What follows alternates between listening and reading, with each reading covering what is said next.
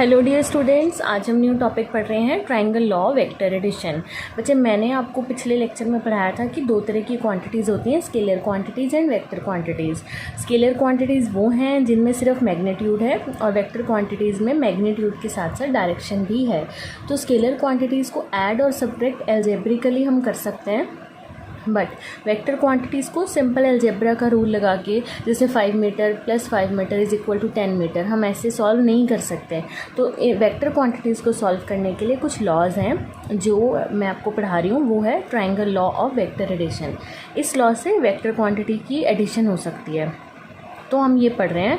और ये जो टॉपिक है ये एग्ज़ाम के पॉइंट ऑफ व्यू से बहुत इंपॉर्टेंट है। तो देखिए, दो वेक्टर्स हैं, कंसिडर करते हैं two vectors, A vector and B vector. इनको हमें ऐड करना है। तो ये ऐड कैसे होंगे, कंसिडर करते हैं कि एक वेक्टर ए जो है हम उसे रिप्रेजेंट करवा रहे हैं ओ पी से। वेक्टर ए ऐसे एज्यूम किया और वेक्टर बी ऐसे एज्यूम किया। तो एक को रिप्रेजेंट करवाया मैंने ओ पी से, और जो सेकंड वेक्टर है ओ बी उसे मैंने ऐसे ड्रॉ कर लिया, जिसे हम रिप्रेजेंट करवा रहे हैं पी क्यू से। ठीक है, तो ये जो फर्स्ट वेक्टर था ये है इसकी टेल, और जो सेकंड वेक्टर है ये वाला, उसका हेड इसके साथ टच कर रहा है। इस तरह से मैंने इनको सेट किया हुआ है। तो वेक्टर जो बी है वो रिप्रेजेंट करवा रहे हैं पी क्यू से।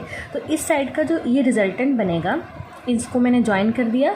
ये ट्राइंगल की थर्ड साइड है और ये रिजल्टेंट है। तो रिजल्टेंट ओ क्यू, ओ से क्यू तक का जो रिजल्टेंट है वो किसके इक्वल होगा, ओ पी ये वाली साइड जो मैंने ए वेक्टर जिससे रिप्रेजेंट करवाया, और प्लस पी क्यू। तो इन दोनों को जब हम ऐड कर देंगे, इसे बोलते हैं triangle law of vector addition. तो दोनों क्वांटिटीज़ ए और बी जो वेक्टर क्वांटिटीज़ हैं उनकी एडिशन इस तरह से होगी। ठीक है, अब ट्राइंगल लॉ कहता क्या है उसकी स्टेटमेंट पढ़ते हैं। स्टेटमेंट देखिए, इफ़ टू वेक्टर्स, जैसे ए और बी थे, ए एंड बी, जिनके पास मैग्नीट्यूड भी है और डायरेक्शन भी है, बी के पास भी मैग्नीट्यूड भी है और डायरेक्शन भी है। तो if two vectors having both magnitude as well as direction are represent by the two sides of a triangle taken in the same order। Same order का मतलब फर्स्ट साइड ऐसे ली और सेकंड वेक्टर ऐसे लिया, same order में, means जैसे ऐसे चल रहा था वैसे ही आगे लिया, मींस एक के टेल के साथ दूसरे का हेड। तो रिपीट कर रही हूँ, if two vectors having both magnitude as well as direction are represented by the two sides of a triangle taken in the same order, ठीक है, then the third side of a triangle will give the resultant of these two vectors। ठीक है, means resultants of these vector is represented by the third side of a triangle which is taken in the opposite order। opposite order का मतलब क्या है कि जैसे मेरा हाथ चल रहा था, ऐसे ऑर्डर में अगर ये होता तो ये सेम ऑर्डर होता, इसी फ्लो में अगर मैं बनाती, बट ये ऑर्डर नहीं आएगा, ऑपोजिट ऑर्डर में रिजल्टेंट है। फाइन, तो स्टेटमेंट है, if two vectors having both magnitudes as well as direction is represented by the two sides of a triangle which are taken in the same order, then the resultant of these vector is represented by the third side of a triangle taken in the opposite order. Fine, तो अब इसे लिख रही हूँ A vector, इससे B vector, this is resultant R. Let किया A और B के बीच में जो एंगल थीटा, इंक्लाइंड एंगल है वो है थीटा। अब हमने इसे सॉल्व करना है, तो यहाँ पर आपने स्टेटमेंट अच्छे से ऐड कर लेनी है। अब मैथमेटिकली इसे हमने प्रूफ करते हैं। ठीक है, मीन्स इसका analytical method to find resultant, कैसे निकालना है रिजल्टेंट। इसके लिए क्या किया, यहाँ पे एक परपेंडिकुलर ड्रॉ कर रहे हैं। Suppose this is O, this is P, this is Q and this is R. तो मैंने कंस्ट्रक्शन की है, क्यू आर ड्रॉ किया है ओ पी पे, क्यू आर परपेंडिकुलर ड्रॉ किया है ओ पी पे। फाइन, अब हम इसे सॉल्व कर रहे हैं according to triangle law vector addition. Resultant of the two vector A and B is represented by R. Draw a perpendicular Q R on this side. और अब जो राइट एंगल ट्रायंगल बन गई है उसे सॉल्व कर रहे हैं in triangle P Q R, in triangle P Q R, P Q R. पहले हम ट्रायंगल चूज़ कर रहे हैं O Q R. In triangle O Q R मतलब पूरी बड़ी ट्रायंगल, ये एक फॉर्मूला होता है hypotenuse square is equal to base square plus perpendicular square. तो हाइपोटेन्यूज हो गया O Q square which is equal to O R square plus Q R square. ठीक है, मैंने ट्रायंगल से ये बना दी वैल्यूज़, आप ट्रायंगल देख ही सकते हैं। उसके बाद जो ओ क्यू है वो as it is O Q square as it is. जो ओ से लेके आर तक का डिस्टेंस है, ओ से आर तक का, इसे ये प्लस ये लिख सकते हैं, means O P plus P R square plus Q R square. ठीक है, अब देखिए बच्चे, ओ क्यू तो मुझे पता है आर स्क्वायर के इक्वल है, ओ पी भी पता है ए है, पी आर मुझे नहीं पता तो मीन्स मुझे पी आर निकालनी है, क्यू आर भी नहीं पता तो means Q R find out करनी है। पी आर और क्यू आर निकालेंगे, उनकी वैल्यूज़ निकाल के इसमें पुट करेंगे। तो to find P R and Q are,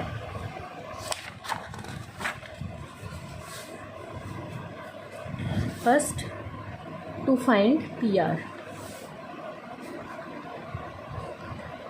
फिर निकालते हैं टू फाइंड क्यू आर।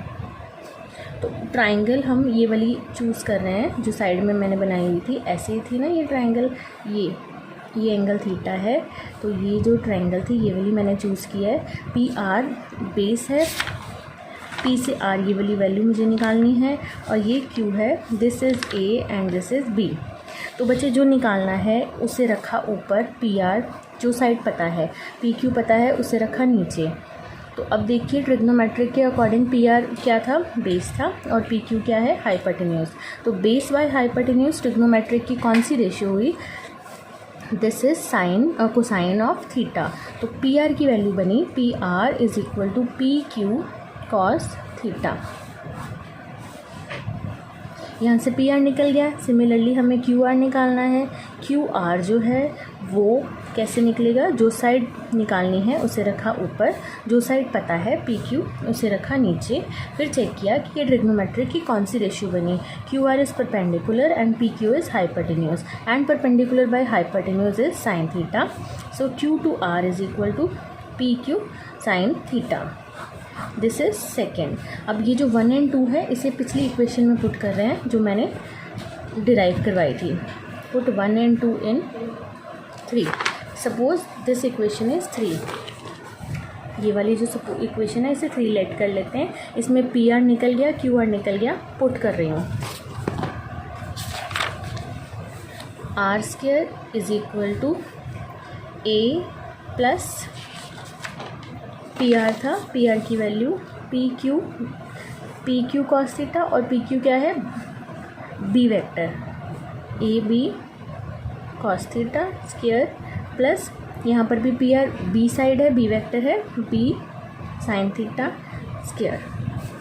ठीक है, अब इसे आगे सॉल्व करते हैं। R square is equal to, ये ए प्लस बी की होल स्क्वायर का फॉर्मूला इसमें लगाया, a square plus b square plus 2ab cos theta plus b square sine square theta.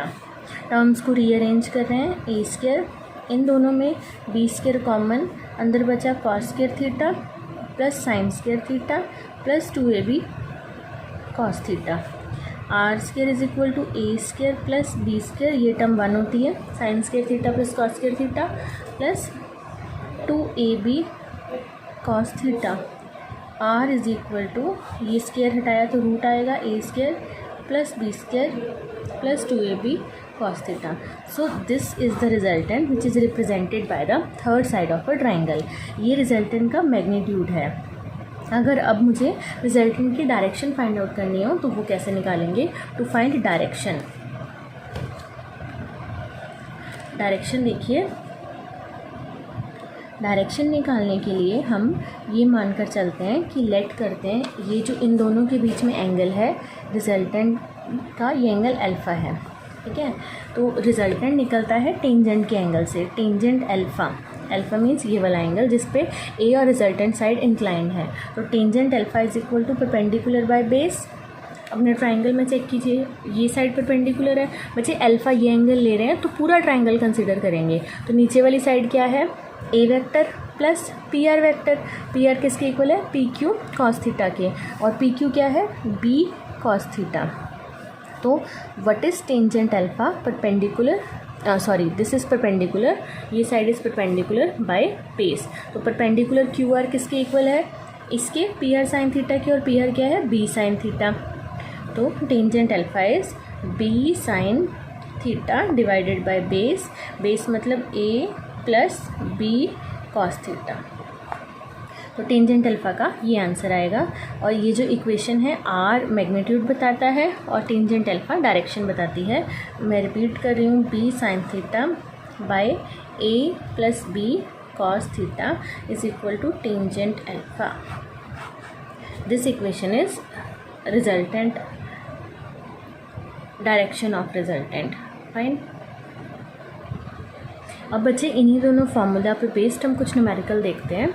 देखिए first numerical, what is the angle between, angle find out करना है, means theta find out करना है between two forces, 2 Newton and 3 Newton.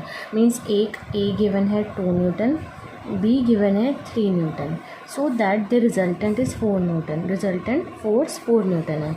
इसे F1 भी बोल सकते हो, F2 और रिजल्टेंट बोल सकते हो। थीटा निकालना है तो फॉर्मूला लगाते हैं, resultant square is equal to a square plus b square plus 2ab cos theta. Resultant square मतलब 4, 4 स्क्वायर 16, ए स्क्वायर मतलब 4, बी स्क्वायर मतलब 9। तो इसे सॉल्व करते हैं।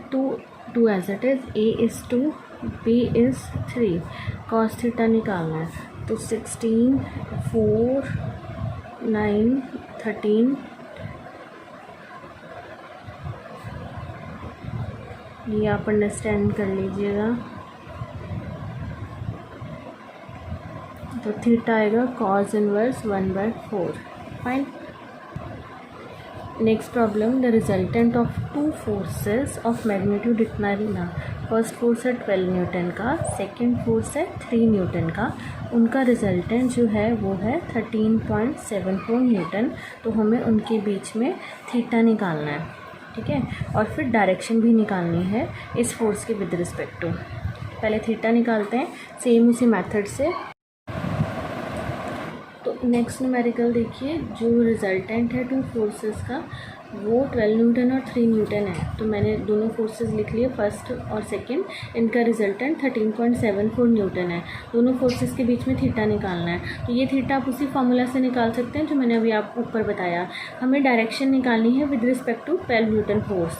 तो जब आप इसे सॉल्व करेंगे, टेंजेंट का फार्मूला लगाएंगे, टेंजेंट अल्फा। टेंजेंट अल्फा में फॉर्मूला होता है F2 sign theta divided bye F1 plus F2 cos theta. तो आपने 12 न्यूटन के अकॉर्डिंग एंगल लेना है। मींस एंगल जो रिजल्टेंट का बन रहा है वो 12 न्यूटन फोर्स के साथ लेना है। तो इसलिए F1 इज़ 12, F2 इज़ 3। तो F2 is 3, F1 is 12 Newton. तो सारी वैल्यूज़ पुट करके अल्फ़ा भी निकालना है, ठीक है।